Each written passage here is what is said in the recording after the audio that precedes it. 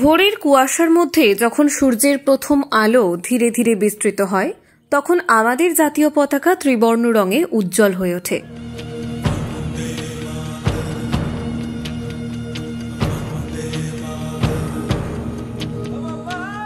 হ্যাঁ, ২৬শে জানুয়ারি একটি তারিখ যা শুধু ক্যালেন্ডারের একটি দিন নয়, ভারতের হৃদয়কে স্পন্দিত করে। ১৯৫০ সালের এই দিনেই ভারত নিজেকে একটি প্রজাতন্ত্র হিসেবে ঘোষণা করেছিল। স্বাধীনতার পরে একটি নতুন পরিচয়, নতুন সূচনা। এই দিনটি কেবল আনুষ্ঠানিকতার দিন নয়, এটি একটি অনুভূতির দিন। প্রতিটি শহর, গ্রাম এবং ঘরে ঘরে জাতীয় সঙ্গীতের সুর ভেসে ওঠে।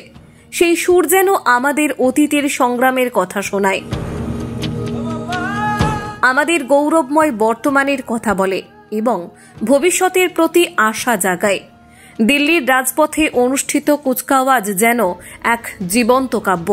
সৈন্যদের দৃঢ় পায়ের শব্দ, বিমান বাহিনীর আকাশচুম্বী কৌশল এবং দেশের বিভিন্ন রাজ্যের শিল্প সংস্কৃতির বৈচিত্র্যময় প্রদর্শনী সবই আমাদের ঐক্য আর গৌরবের কথা তুলে ধরে। এই দিনটি আমাদের শেখায় একতা কিভাবে বৈচিত্র্যের মাঝেও শক্তি এনে দেয়। ২৬শে জানুয়ারি শুধু ইতিহাস নয়, এটি একটি অনুভূতি। প্রতিটি ভারতীয়ের হৃদয়ে এই দিনটি অমর হয়ে আছে। এটি আমাদের মনে করায় দেশ গঠনের দায়িত্ব আমাদের প্রত্যেকের। আমাদের কাজ, আমাদের চিন্তা এবং আমাদের স্বপ্ন যেন সব সময় এই প্রজাতন্ত্রের গৌরব বৃদ্ধি করে। তাই ২৬শে জানুয়ারির সকালে শুধু সূর্যোদয় নয়, আমাদের মনেও নতুন আশার আলো উদিত হয়। এই প্রজাতন্ত্র দিবসের গল্পটি আমাদের বলে আমরা কে, আমরা কি করতে পারি এবং আমরা কোথায় যেতে চাই। এটি কেবল একটি দিন নয়, এটি আমাদের গর্ব, আমাদের পরিচয়।